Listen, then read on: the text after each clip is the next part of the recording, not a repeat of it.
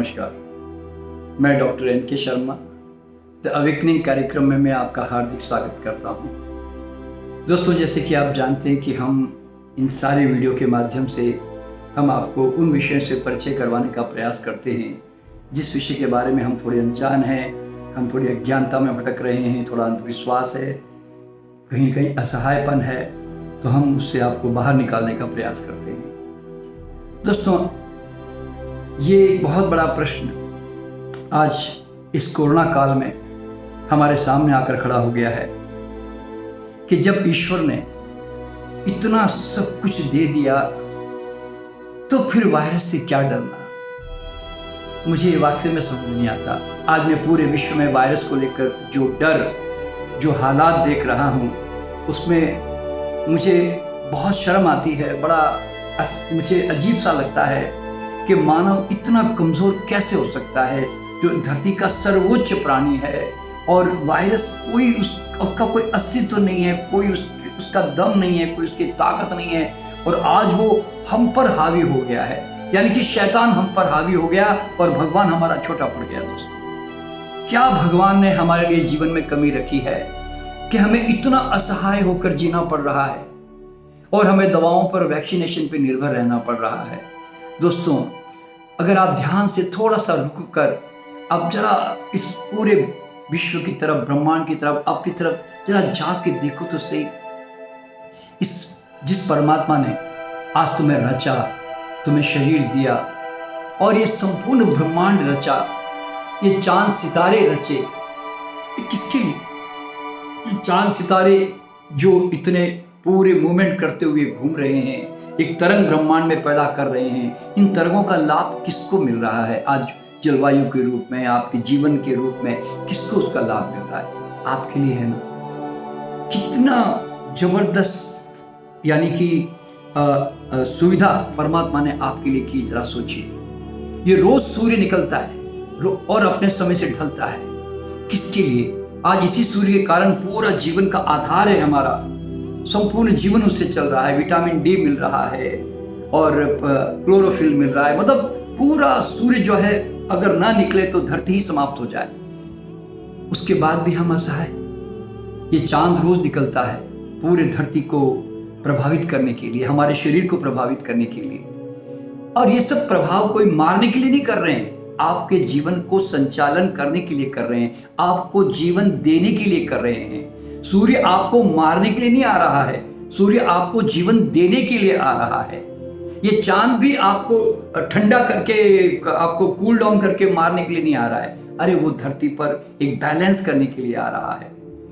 इसी तरह परमात्मा ने चारों तरफ इतनी हरियाली, इतने फूल, तरह तरह के फूल, इतने पेड़ पौधे जो आपको ऑक्सीजन सप्लाई करते हैं, ये सब आपके लिए किस पैदा किया है? ईश्वर ने किसके लिए पैदा किया है?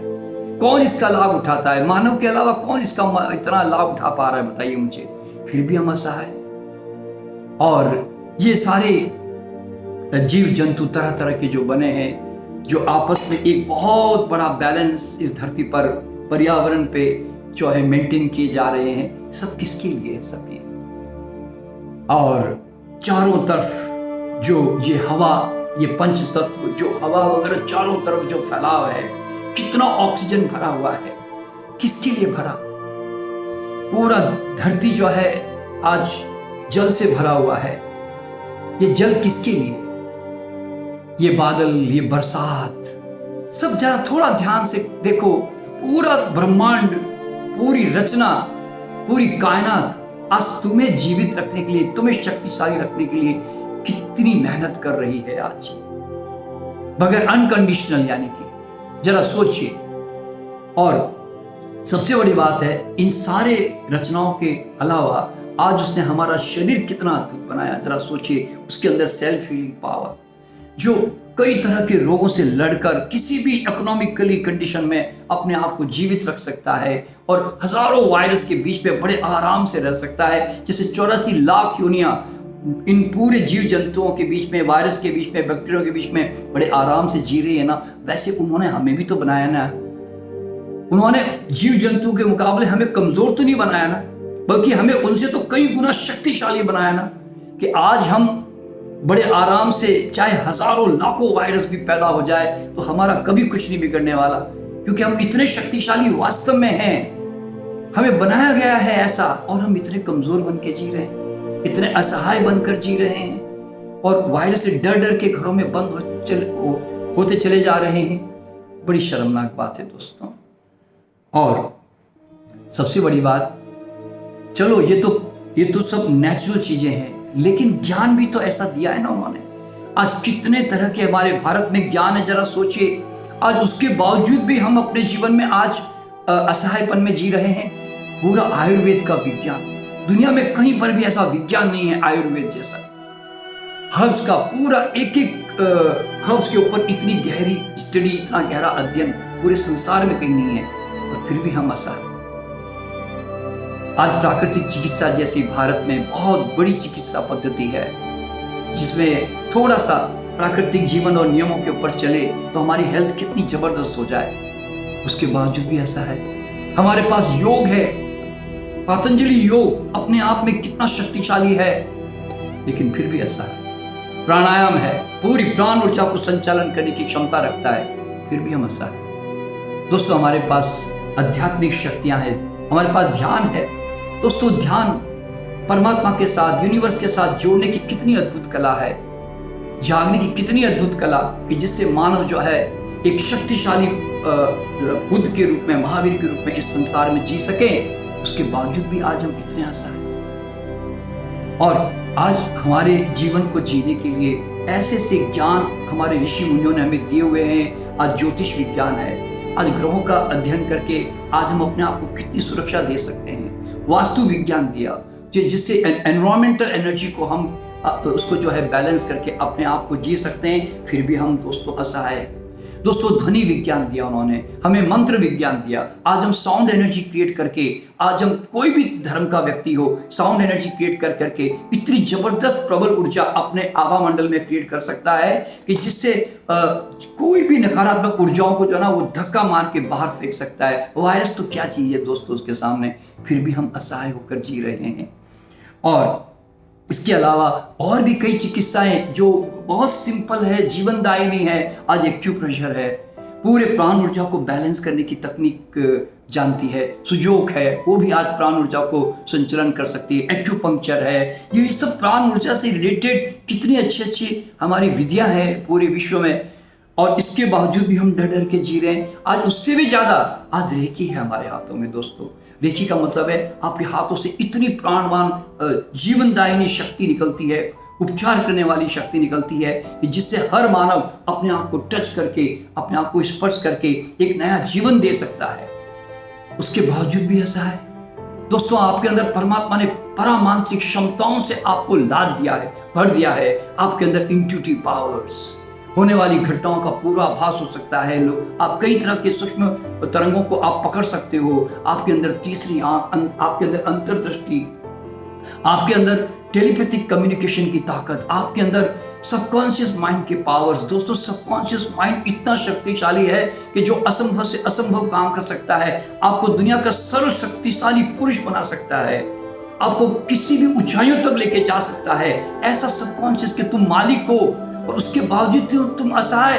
बड़ा मुझे अजीब सा लगता है कि मानव इतना शक्तिशाली होकर, इतना असहाय होकर इस धरती पर एक वायरस से डर डर के जी रहा है। मुझे बहुत शर्म आती है जब मैं ऐसे सोचता हूँ कि परमात्मा भी ऐसा पूछता होगा, और क्या दूं भाई तुम्हें। और उसके अलावा सबसे बड़ी बात, आत्मा जगत का विज्ञान।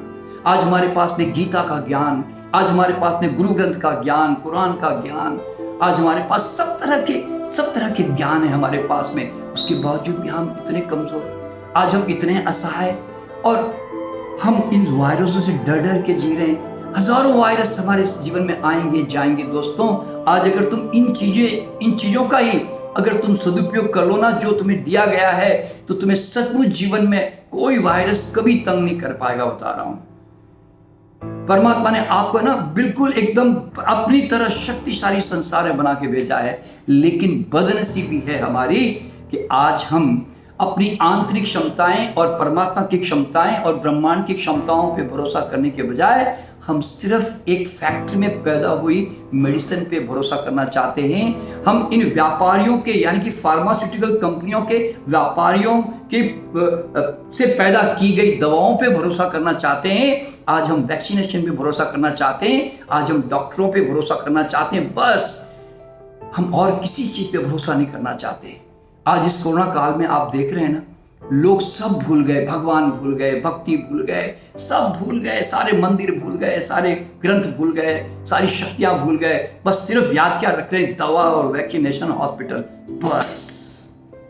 दोस्तों, इतना कमजोर बन के अगर दुनिया में जियोगे ना, तो मुझे लगता है कि आप परमात्मा को बहुत शर्मिंदा कर रहे हो, बहुत शर्मिंदा कर रहे हो। तो इसलिए जागिए, आप परमात्मा के पुत्र हो, आपके अंदर सब कुछ है, आपके चारों तरफ जीवन संचालन के लिए सब कुछ है। पूरा ब्रह्मांड तुम्हें जिंदा रखने के लिए स्ट्रगल कर रहा है, तुम्हें मारने के लिए स्ट्रगल नहीं करता है। और हमारा शरीर कैसा बना है मालूम है? बीमार पड़ना बहुत मुश्किल है, बता रहा हूं। बिल्कुल फल की तरह पककर संसार से जाने के लिए डिजाइन है। सतम जीवे में सरदा 100 साल तक जीने के लिए डिजाइन है। उसके बावजूद भी तुम मर मर के जी रहे हो, डर डर के जी रहे हो, और बाहर से इम्यूनिटी और हेल्थ पाने की कोशिश कर रहे हो। निकलो इस भ्रम से और जानो और जुड़ो इस परमात्मा की सत्य के साथ, तो तुम्हें जीवन जीने का मजा आने लग जाएगा। दोस्तों, मेरे जीवन में डर नहीं है।